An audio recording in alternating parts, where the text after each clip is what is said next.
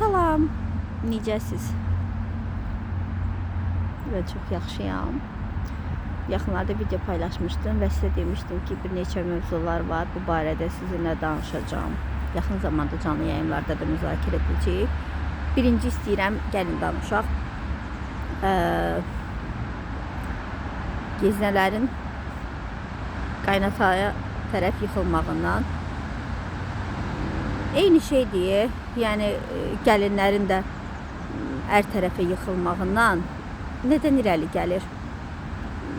Yəni mən dəfələrlə görmüşəm və bunun şahidi olmuşam. Allahdan da həmişə dua eləmişəm ki, kaş mənim qabağıma elə bir ailə çıxmasın. Yəni nə imkanları olsun. Yəni bəzən imkanlı olanları görürəm ki, yəni qadağaları çox olur. Nə bilim, ana tərəfdən əlaqə saxlama, o, bu.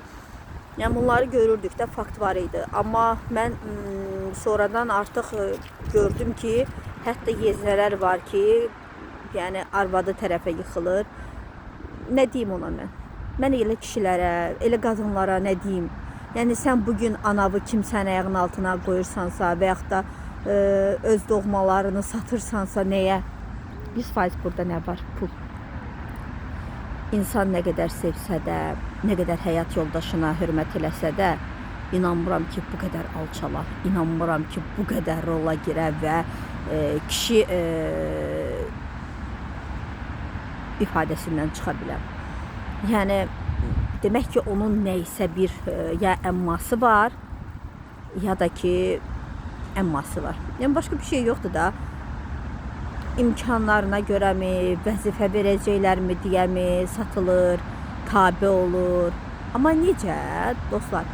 Yəni mən hələ ki ad çəkmək istəmirəm. Yaxın zamanda bu barədə ətraflı məlumat verəcəm sizə. Hələ ki istəmirəm də. Amma həmin o cür qadınlara da, o cür kişilərə də zəif kimi baxıram. Həqiqətən də zəif kimi baxıram.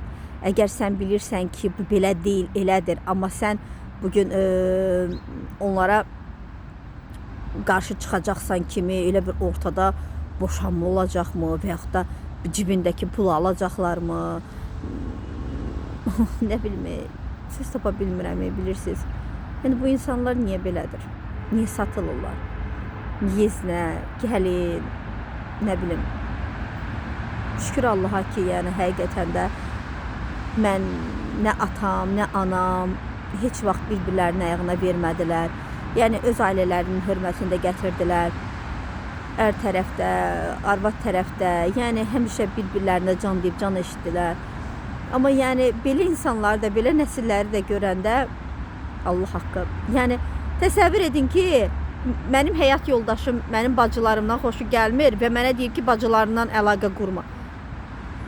Neyniyərəm mən? Mən gözümü açanda onları görmüşəm.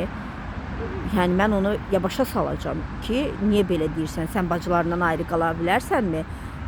Sən doğmalarından belə qadağala qoya bilərəmmi sənə? Əlbəttə ki, yox. Mən elə gəlir ki, bu savadsızlıqdan irəli gəlirmi? Və yaxud da acizlikdən irəli gəlirmi? Və yaxud da nəysə umurlarmı? Belə bir hala gətirib çıxardır. Deyir, hər şeyim həyat yoldaşımdır. Anam da, atam da, bacım da, qardaşım da həyat yoldaşımdır deyib yola çıxırlar. Amma bir şey deyim ki sizə, yəni o düzgün fikir deyil. Elə bir ailəni elə qorumalısan ki, nə şiş yanmalıdır, nə kebab. Yəni lap mənim yoldaşımın anamdan, atamdan xoşu gəlməsin, amma onu büruzə verməməlidir. Və yaxud da mən büruzə verməməliyəm. Yəni ona görə də yəni mövzu bu idi ki, niyə yeznələr mənim tanıdıqlarım yaxın zamanda deyəcəm gəlimədir, evlərinə də yığılıb və bəlkə də ondandır, ev ona qalacaq.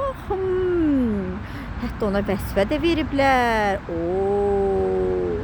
Kim olduğunu bəlkə çoxlar artıq bildi, amma yaxın zamanda adını da çəkəcəm.